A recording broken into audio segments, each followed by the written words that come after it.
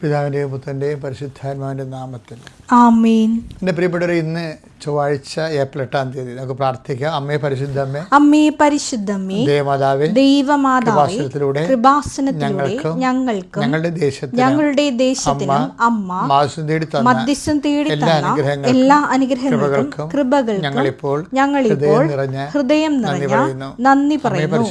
അമ്മേ പരിശുദ്ധമ്മേ, ദൈവമാതാവേ, 2004 ഡിസംബർ 7-ാം തീയതി ഉച്ചകഴിഞ്ഞ് 2:30 കൃപാസനത്തിൽ സംഭവിച്ച അമ്മയുടെ പ്രത്യക്ഷപ്പെടലിനെ കുറിച്ച് തിരുസഭയ്ക്ക് സമർപ്പിച്ചിരിക്കുന്ന പഠനരേഖകളുടെ മേൽ സഭാത്മകമായ പഠനങ്ങൾ ആരംഭിക്കുവാൻ ഞങ്ങൾ പ്രാർത്ഥിക്കുന്നു.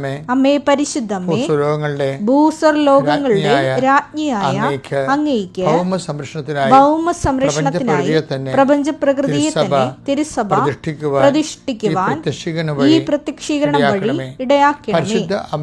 പരിശുദ്ധമ്മേ, ജപമാല മാതാവേ, സകല കൃപാസനം പ്രാർത്ഥനകളോടും ചേർത്ത് ഞങ്ങളിപ്പോൾ പ്രാർത്ഥിക്കുന്ന ഈ കുടുംബത്തിന്റെ പ്രത്യേക നിയോഗം പ്രമക്കളെ,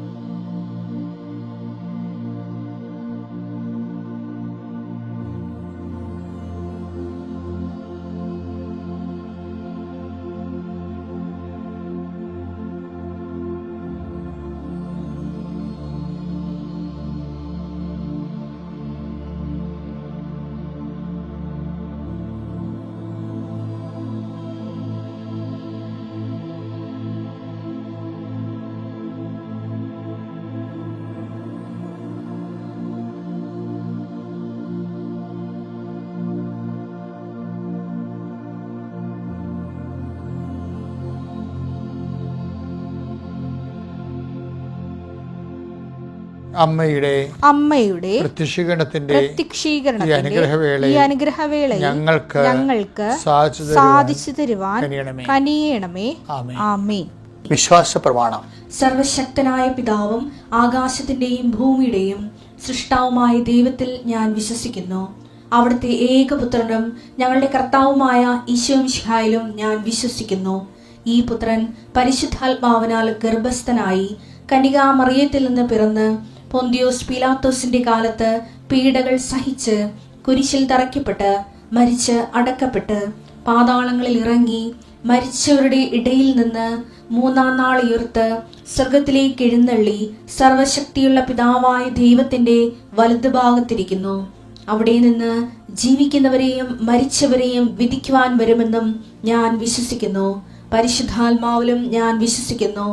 വിശുദ്ധ കത്തോലിക്കാ സഭയിലും പുണ്യവാന്മാരുടെ ഐക്യത്തിലും പാപങ്ങളുടെ മോചനത്തിലും ശരീരത്തിന്റെ ഉയർപ്പിലും നിത്യമായ ജീവിതത്തിലും ഞാൻ വിശ്വസിക്കുന്നു. ആമേൻ. സുഖസ്ഥനായ ഞങ്ങളുടെ പിതാവേ, അങ്ങയുടെ നാമം പൂജിതമാകണമേ. അങ്ങയുടെ രാജ്യം വരണമേ. അങ്ങയുടെ തിരുമനസ് സ്വർഗത്തിലെ പോലെ ഭൂമിയിലും ആകണമേ. അന്നു വേണ്ടുന്ന ആഹാരം ഇന്ന് ഞങ്ങൾക്ക് തരണമേ.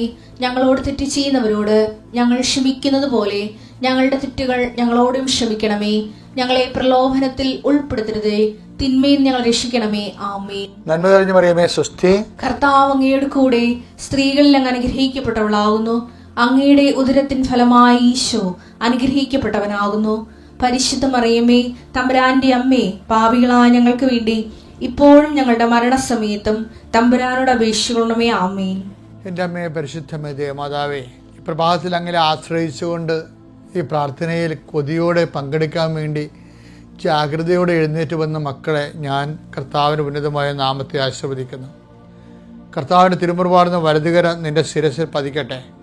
നിന്നെ ബുദ്ധിമുട്ടുകയും സങ്കടപ്പെടുത്തുകയും വിഷമിപ്പിക്കുകയും ചെയ്യുന്ന ഇന്നത്തെ ജീവിത സാഹചര്യങ്ങളെ യേശുക്രിസ്തുവിൻ്റെ നാമത്തിൽ 39 വർഷം ഞാൻ അർപ്പിച്ച കൃപാന്റെ യുഗതിയാൽ യേശുക്രിസ്തുവിൻ്റെ നാമത്തിൽ ബന്ധിക്കുന്നു.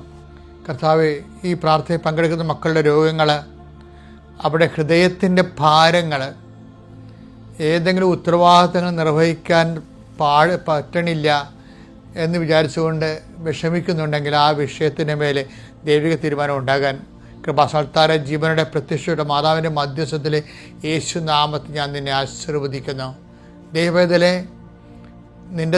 നിൻ്റെ രഹസ്യമായ സങ്കടങ്ങൾ, പങ്കുവെക്കാൻ പറ്റാത്ത വിഷമതകൾ പരിശുദ്ധ ഈ നിമിഷം ഈശോയ്ക്ക് സമർപ്പിക്കട്ടെ എന്ന് പ്രാർത്ഥിക്കുന്നു.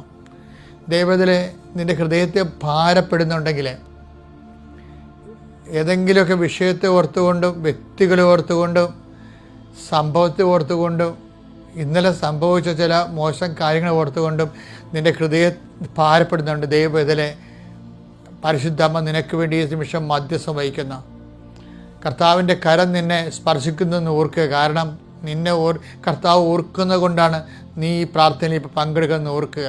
നീ ദൈവത്തിൻ്റെ കരുണയിൽ നിന്നോ ദൈവത്തിൻ്റെ ചൈതന്യത്തിൽ നിന്നോ ദൈവത്തിൻ്റെ സന്ധിപ്പിൽ നിന്നോ ദൈവവേദലെ നീ അകലെയല്ലെന്നോർത്തുകൊണ്ട് നീ ആർത്ത് ഉല്ലസിക്കുക.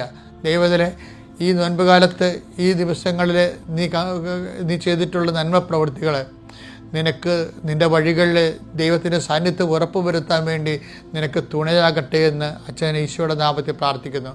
കർത്താവിൻ്റെ ഉന്നതമായ നാമത്തിൽ പ്രാർത്ഥിക്കുന്നു. കർത്താവ്, ഞാൻ അർപ്പിച്ചുള്ള കുർബാനകൾ, ഞാൻ കർത്താവിൻ്റെ നാമത്തെ ലോകത്തിന് കൈമാറുന്നതിന് വേണ്ടി കാണിച്ചിട്ടുള്ള തീഷ്ണതകളെയും അതിനുവേണ്ടി നിനക്കുണ്ടായ സന്തോഷങ്ങളെ ഞാൻ അനുസ്മരിച്ചുകൊണ്ട് ഇപ്പം ഞാൻ ആർക്ക് വേണ്ടി പ്രാർത്ഥിക്കുന്നുവോ ആ കുടുംബത്തെ നീ ആശീർവദിക്കണമേ.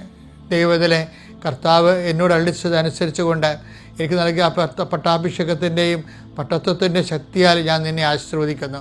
നീ ഏത് ഭവനത്തിൽ പ്രവേശിച്ചാലും ആ ഭവനത്തിൽ സമാധാനം ആശംസിക്കാൻ വേണ്ടി അള്ളിച്ചതുകൊണ്ട് എന്നെ നിയോഗിച്ച കർത്താവിൻ്റെ ചൈതന്യത്താൽ ഞാൻ നിൻ്റെ കുടുംബത്തെ ആശീർവദിക്കുന്നു.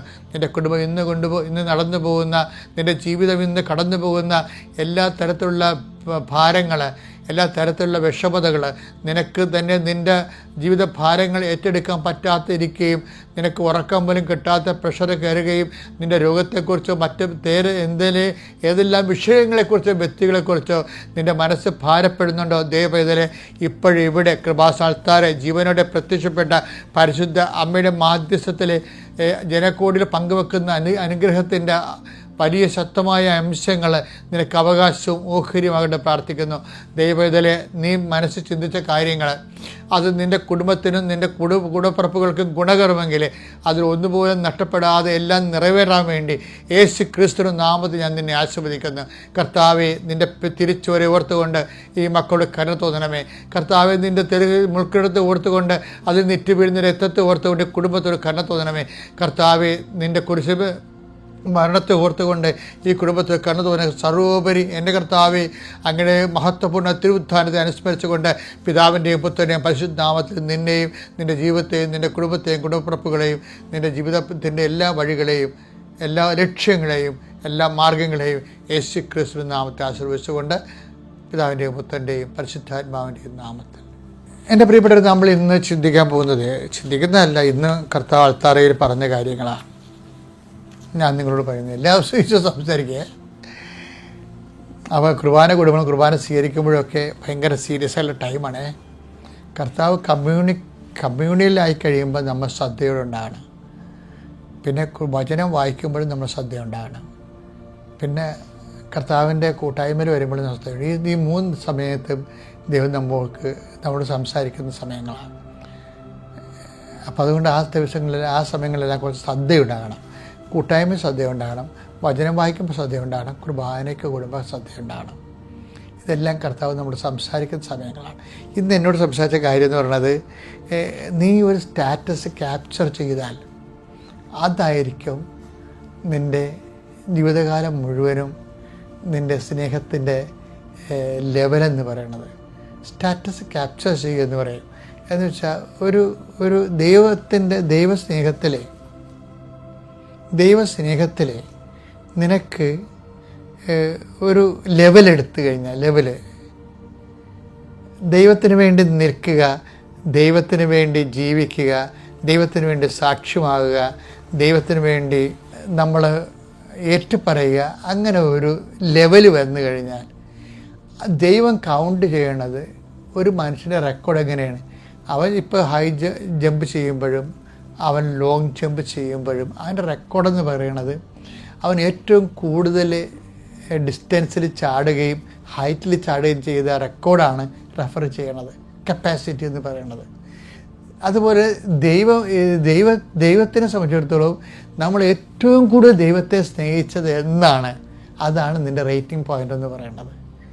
ചില സമയത്ത് അതിലൊക്കെ കുറഞ്ഞു പോകുമായിരിക്കും നീ, പക്ഷേ ദൈവം കൗണ്ട് ചെയ്യുമ്പോൾ നിന്നെ റെഫർ ചെയ്യുമ്പോൾ നിൻ്റെ ടോപ്പ് പോയിൻ്റാണ് എടുക്കത്തുള്ളൂ. അതറിയണമെങ്കിലേ ദൈവം അങ്ങനെ സംസാരിച്ചിട്ടുണ്ട്.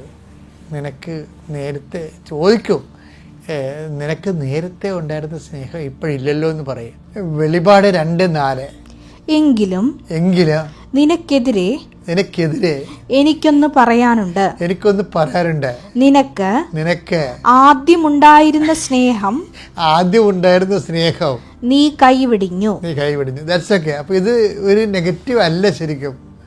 എന്ന് വെച്ച് കഴിഞ്ഞാൽ പലരും അത് ഉപയോഗിക്കണത് ഇപ്പം ഇല്ലാത്തതിൻ്റെ അവസ്ഥയാണ് ദൈവം അഡ്രസ്സ് ചെയ്യണത്. നോ, ഇപ്പം നിനക്ക് സ്നേഹം കുറഞ്ഞതിൻ്റെ അവസ്ഥയിൽ അഡ്രസ്സ് ചെയ്യണമെന്ന് പറയുന്നവരുണ്ട്. അത് തെറ്റാണെന്ന് ഞാൻ പറയണില്ല. പക്ഷേ അതല്ല ദൈവം റെഫർ ചെയ്യണത്. എന്താണ്? നിൻ്റെ ഏറ്റവും പീക്ക് ലവ് ആണ്. അതെപ്പോഴും അപ്പം അത് നമ്മൾ ദൈവത്തോടാണ് നമ്മൾ ആ സ്നേഹം കാണിച്ച കാരണം അതാണ് നിൻ്റെ കറക്റ്റുള്ള റേറ്റിംഗ് എന്ന് പറയുന്നത്. അതിൽ നിങ്ങൾ താഴെ പോയാലും ദൈവം നിന്നെ കോംപ്രമൈസ് ചെയ്യും. ക്യാപ്ചർ നിനക്ക് ഒരു സ്പിരിച്വൽ സ്റ്റാറ്റസ് ക്യാപ്ചർ ചെയ്താൽ താഴെ നീ വീണാലും കർത്താവ് കോംപ്രമൈസബിളാണ്. എന്നുവെച്ചാൽ റെഫറിന് ഫസ്റ്റ് ലവ് എടുക്കത്തുള്ളൂ, ഏറ്റവും പീക്ക് ലവ് മാത്രമേ റെഫർ ചെയ്യത്തുള്ളൂ. അതറിയണമെങ്കിലേ ഇപ്പോൾ പത്രോസിനോട് പറഞ്ഞില്ലേ, Eesho you are rock in this rock I build my. കർത്താവ് ആത്മാവിൽ ആനന്ദിച്ചൊക്കെ പറഞ്ഞ സംഭവമാണത്. എന്താണ്? ഈ പാറമേൽ എൻ്റെ പള്ളി ഞാൻ പണിയുമെന്ന്. അപ്പോൾ കർത്താവിൻ്റെ മനസ്സിലുള്ള സന്തോഷം എന്ന് പറയുന്നതുണ്ട്, അപാര സന്തോഷമായിരിക്കും. പത്രോസ് റെക്കോർഡ് ചെയ്യണതാണ്, റെക്കോർഡിട്ട് എന്താണ്, you are Christ the son of the living God എന്നൊക്കെ പറയുന്നത് ഇവിടെ. അപ്പോൾ അതെന്ന് വെച്ചാൽ നീ ആരാണെന്ന് ചോദിക്കുമ്പോൾ പത്രോസ് അങ്ങോട്ട് പറയും, നീ you are Christ the son of the living God. നീ ക്രിസ്തുവാണെന്ന് പത്രോസ് പറയുമ്പോൾ കർത്താവിന് ആത്മാവിനിങ്ങനെ ആനന്ദിക്കും, ആഹ്ലാദത്തോടെ പറയും. പിന്നെ കർത്താവ് കൺട്രോളില്ല പറയുക, you are rock Simon Barjona, you are rock I this rock I should build my church. എന്ത് രസമാണെന്നൊക്കെ കേൾക്കാം. എനിക്ക് ഭയങ്കര ഈ കേക്ക് ഭയങ്കര അഭിഷേകം തോന്നുന്നു. വെച്ച് കഴിഞ്ഞാൽ ഈ പാറമേൽ, നീ പാറയാണ്, ഈ പാറമേൽ എൻ്റെ പള്ളി ഞാൻ പണിയാം. അപ്പോൾ ഇതാണ് പത്രോസിനെക്കുറിച്ച് കർത്താവിൻ്റെ ക്യാപ്ചർ. എന്ന് വെച്ച് കഴിഞ്ഞാൽ കർത്താവ് പത്രോസിനെ സ്നേഹിച്ചതായിട്ട് കർത്താവിന് ഫീൽ ചെയ്ത ഒരു love of God capture point ഇതാണ്. ഇത് ഇനി പത്രോസിനൊക്കെ എന്തെല്ലാം പ്രശ്നം ഉണ്ടായാലും കർത്താവ് കോംപ്രമൈസ് ചെയ്യും. അവൻ കിടന്ന് ഉറങ്ങിയില്ലേ കർത്താവ് ചോര വിയർക്കുന്ന സമയത്ത്. അപ്പോൾ നമുക്ക് നീതികേടാണ് നെറിവുകേടാന്നൊക്കെ നമുക്ക് തോന്നുമെങ്കിലും കർത്താവ് പറഞ്ഞത് എന്താണ്? സാരല്ലേ, ഇപ്പോൾ അതിൻ്റെ റെക്കോർഡിൻ്റെയിലുണ്ട്, പഴയ റെക്കോർഡിൻ്റെയിലുണ്ടെന്ന്. എന്താണ് ആ റെക്കോർഡ് എന്താ ചോദിച്ചാൽ, ആ റെക്കോർഡ് ഇപ്പോൾ ഓർക്കണം. എന്താ വെച്ചാൽ അവരെ ആത്മാവ് സന്നദ്ധമാണ്. പത്രോസിൻ്റെ ആത്മാവ് സന്നദ്ധമാണ്. ശരീരം ഇപ്പോൾ ഭക്ഷണം കഴിച്ചതേ ഉള്ളൂ, ഐ ഡോണ്ട് മൈൻഡ് എന്നാണ്. മനസ്സിലായില്ലേ? അപ്പോൾ ഇപ്പോഴത്തെ ഈ ഏറ്റവും ചെറിയ കൗണ്ട് പത്രോസിൻ്റെ ജീവിതത്തിൽ ഏറ്റവും മോശം കൗണ്ട് ഡൗൺ വന്നിരിക്കുന്നതാണ്. പക്ഷേ അത് ഈശോ കൗണ്ട് ചെയ്യണില്ല. Take the word of God. Markose 14:37-38. Markose 14:37-38. അനന്തരം അവൻ വന്ന് അവർ ഉറങ്ങുന്നത് കണ്ട് പത്രോസിനോട് ചോദിച്ചു, ശിമയോനെ നീ ഉറങ്ങുന്നുവോ? ഒരു മണിക്കൂർ ഉണർന്നിരിക്കാൻ നിനക്ക് കഴിഞ്ഞില്ലേ? പ്രലോഭനത്തിൽ അകപ്പെടാതിരിക്കാൻ ഉണർന്നിരുന്ന് പ്രാർത്ഥിക്കുവിൻ. ആത്മാവ് സന്നദ്ധമെങ്കിലും ശരീരം ബലഹീനമാണ്. അതാണ് സംഭവം. അപ്പം ആത്മാവ് സന്നദ്ധം എന്ന പോസിറ്റീവായിട്ടും പത്രോസിൻ്റെ നീ യുവർ ക്രൈസ്റ്റ് എന്ന് പറഞ്ഞ ഒരു മുഹൂർത്തം ഉണ്ടല്ലോ വെളിപാടിൻ്റെ, അതാണ് ആളുടെ മനസ്സിൽ കൗണ്ട് ചെയ്തിരിക്കുന്നത്. ഇപ്പം ശരീരം ബലഹീനമായെന്നുള്ള സെക്കൻഡ് പോയിൻ്റാണ്, അത് റെഫർ ചെയ്യണില്ല, അത് കർത്താവ് കൗണ്ട് ചെയ്യണില്ല. അതുകൊണ്ട് അതായത് നമ്മളെപ്പോൾ നമ്മുടെ ഒരു സ്പിരിച്വാലിറ്റിയുടെ വെല്ലുവിളി എന്ന് പറയുന്നത്, നമ്മുടെ ആദ്യം വെല്ലുവിളി എന്ന് പറയുന്നത് പിക് പോയിൻ്റുകളെ എൻ്റെ റേറ്റിംഗില്ലേ, ഏറ്റവും ദൈവത്തെ സ്നേഹിക്കുന്ന ഏറ്റവും നല്ല മുഹൂർത്തങ്ങൾ സൃഷ്ടിക്കത്തില്ലേ, അത് എല്ലാ ആഴ്ചയിൽ ഒരെണ്ണമെങ്കിലും കഴിഞ്ഞ ആഴ്ചയേക്കാൾ ഈ ആഴ്ച ഒരു ലിഫ്റ്റിംഗ് വേണം. നമുക്ക് ദൈവത്തെ സ്നേഹിക്കുന്നില്ല, ഒരു ചാലഞ്ചാണ്. ആ ജീവിതത്തിലൊരു വെല്ലുവിളി പോലെ നമ്മൾ എടുക്കണം. എടുത്തു കഴിഞ്ഞാൽ നമ്മുടെ ജീവിതത്തിൽ നിന്ന് ഫ്ലക്ച്വേഷൻസും ഫ്രസ്ട്രേഷൻസൊക്കെ സ്പിരിച്വൽ ലൈഫിൽ ഉള്ളതാണ്. പക്ഷേ കർത്താവ് കൗണ്ട് ചെയ്യണത് നമ്മുടെ പരാജയമല്ല, വിജയമായിരിക്കും. So have a good day. അത്യപൂർവ ദൈവാനുഭവങ്ങൾ ഇനി നിങ്ങൾക്കും സ്വന്തം. ഈ യൂട്യൂബ് ചാനൽ ഇതുവരെ സബ്സ്ക്രൈബ് ചെയ്തിട്ടില്ലെങ്കിൽ ഇപ്പോൾ തന്നെ സബ്സ്ക്രൈബ് ചെയ്യുക. ഈ വീഡിയോ ഇപ്പോൾ തന്നെ നിങ്ങളുടെ സുഹൃത്തുക്കൾക്ക് ഷെയർ ചെയ്തുകൊണ്ട് കർത്താവിന്റെ പ്രേക്ഷിതരാകുക.